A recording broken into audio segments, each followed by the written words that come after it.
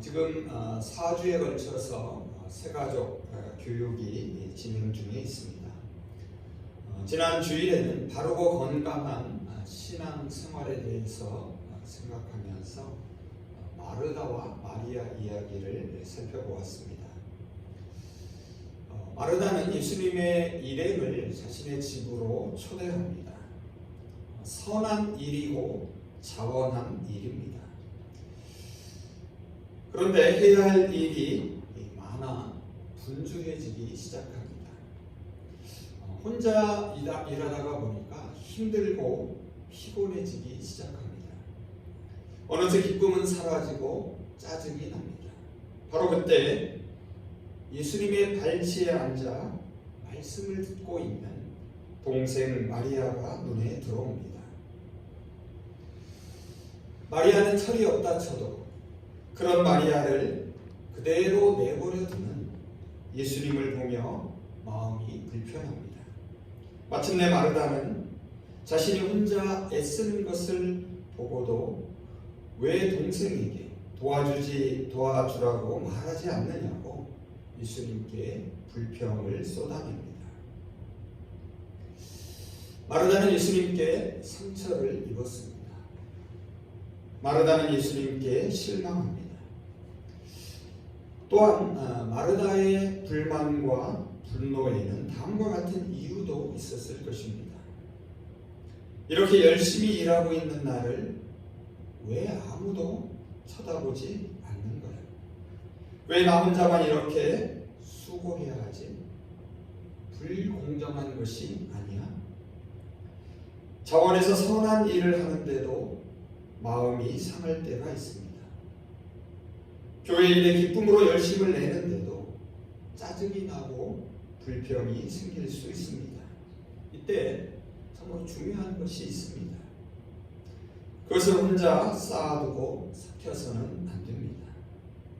마르다처럼 주님께 토해내야 합니다. 건강한 신앙인은 사람이 아니라 하나님께 자신의 상한 마음을 쏟아놓습니다. 그러면 상처 입은 우리 영혼이 새 힘을 얻을 수 있습니다. 여기 또 하나님께 실망한 사람들이 있습니다. 하나님께 불만을 쏟아내고 있습니다. 바로 이스라엘 백성들입니다. 27절 하반절을 한번 보시기 바랍니다. 내 길은 여호와께 숨겨졌으며 내 송사는 내 하나님에게서 벗어난다.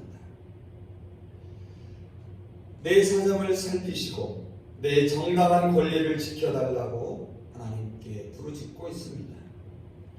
내 길과 내 송사는 이스라엘 백성들이 지금 당면한 문제를 가리킵니다. 그것은 바로 바벨론 포로 생활입니다. 그런데 여기서 주목할 두 가지 사실이 있습니다. 하나는 이스라엘 백성들은 지금 자신들이 당한 일을 이해할 수 없습니다. 그들은 자신들이 범한 죄에 비하여 너무 심한 벌을 받고 있다고 생각합니다. 저와 여러분도 저지른 잘못 이상의 벌을 받으면 아마 이해할 수 없고 억울할 것입니다. 또 다른 하나는 자신들이 당한 일을 받아들일 수 없습니다. 잘못에 대한 징벌 자체는 이해할 수 있습니다. 하지만 그 징벌의 방법을 용납할 수 없습니다. 하나님께서 이방 민족을 통해 이스라엘을 징벌하시기 때문입니다. 더욱이 그들이 점점 번영하는 모습을 지켜보는 것은 참으로 고통스럽습니다.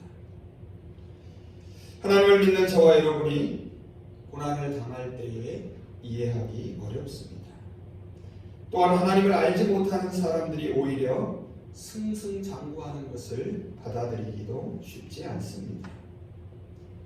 더욱이 그런데도 하나님이 못 본 채 무관심한 것처럼 보일 때는 참으로 견디기가 힘이 듭니다. 하나님의 침묵을 이해하기가 쉽지 않습니다. 하나님의 무관심을 받아들일 수가 없습니다. 이스라엘 백성들은 지금 숨어 계시는 하나님 때문에 상처 입고 실망합니다. 하지만 하나님은 그들의 불평이 잘못되었다고 말씀하십니다. 27절 상관절을 한번 보시기 바랍니다. 야곱아, 내가 어찌하여 불평하며 이스라엘아, 내가 어찌하여 불만을 토로하느냐. 무슨 말입니까? 다른 사람들은 몰라도 어떻게 내가 그렇게 말할 수 있느냐고 묻습니다. 이스라엘의 실망에 하나님께서 더 실망하신 것처럼 보입니다. 그래서 28절을 보면 하나님은 이스라엘을 향하여 너는 알지 못하였느냐, 너는 듣지 못하였느냐고 두 번씩이나 묻습니다. 적어도 이스라엘만은 하나님이 어떤 분이신지, 하나님께서 그들에게 어떻게 행하셨는지를 알았어야 한다고 말씀하십니다. 하나님은 영이시기에 사람의 눈으로 볼 수 없습니다. 보이지 않는 하나님이 행하시는 일들은 그래서 잘 드러나지 않습니다. 이 말은 우리 가운데 일어난 어떤 일이 곧바로 하나님이 하신 일인지 아닌지를 쉽게 알 수 없다는 뜻입니다.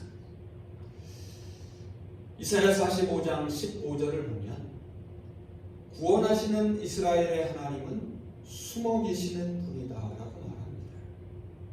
숨어 계시는 하나님은 무관심으로 외면하시는 하나님을 의미하지 않습니다. 아무 일도 하지 않는 하나님을 말하는 것이 아닙니다. 오히려 눈에 보이지 않게 역사하시는 하나님을 가리킵니다. 은밀하게 일하시는 하나님을 말합니다.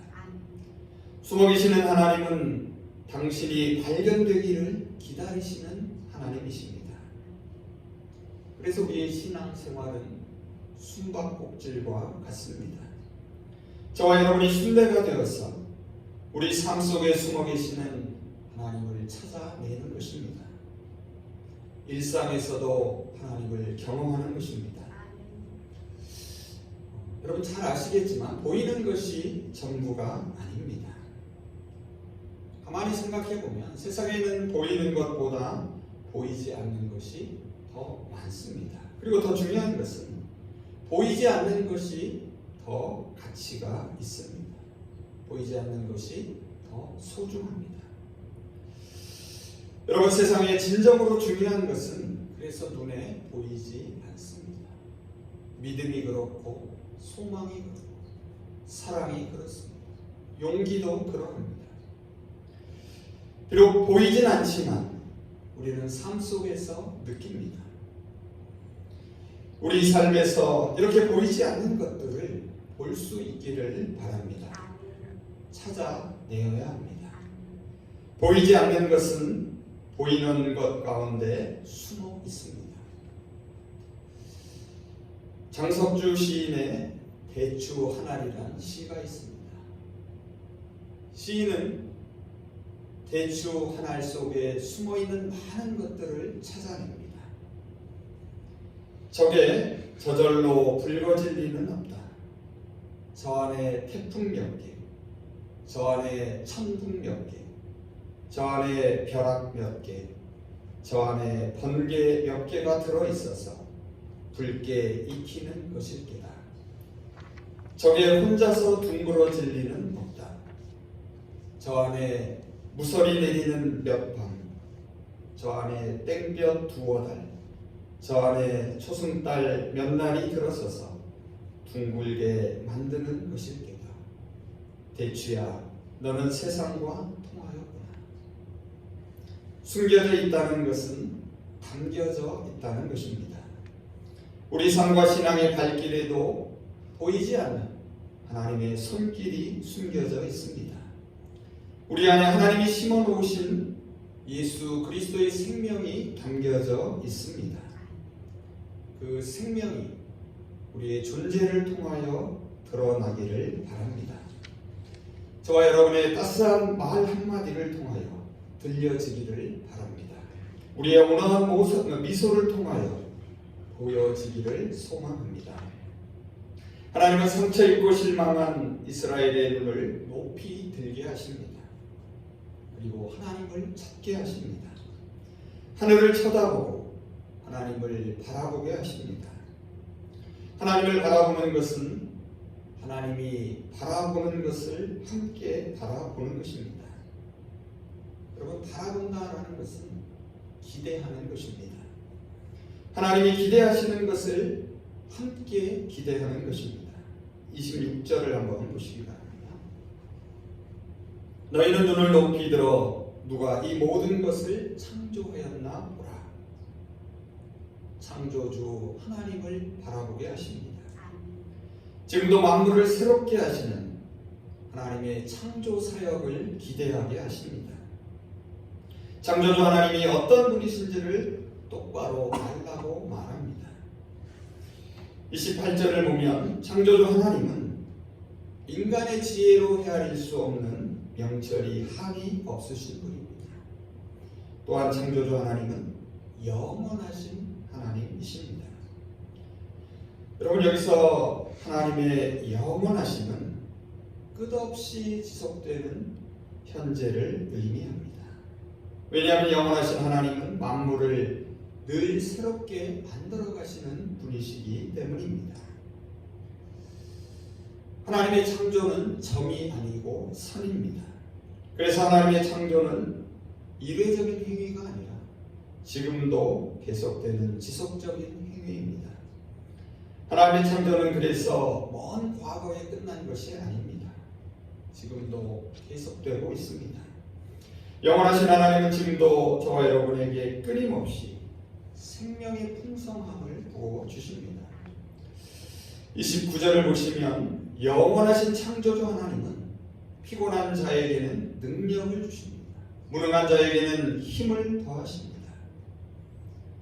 여기서 말하는 무능한 자는 능력이 없는 자가 아닙니다. 기운이 없는 약한 자를 가리킵니다. 30절에 나오는 피곤하고 곤비한 자를 말합니다. 숨어 계신 하나님께 상처 입은 사람들을 말합니다. 하나님을 찾지 못해 실망한 사람들을 가리킵니다. 그런데 숨어 계신 하나님이 그들에게 소망을 주십니다. 새 힘을 주시는 분은 놀랍게도 그 숨어 계신 하나님이십니다. 31절을 보시기 바랍니다. 오직 여호와를 앙망하는 자는 새 힘을 얻으리니 독수리가 날개치며 올라감 같을 것이요 다른 박질하여도 곤비하지 아니하겠고 걸어가도 피곤하지 아니하리로다.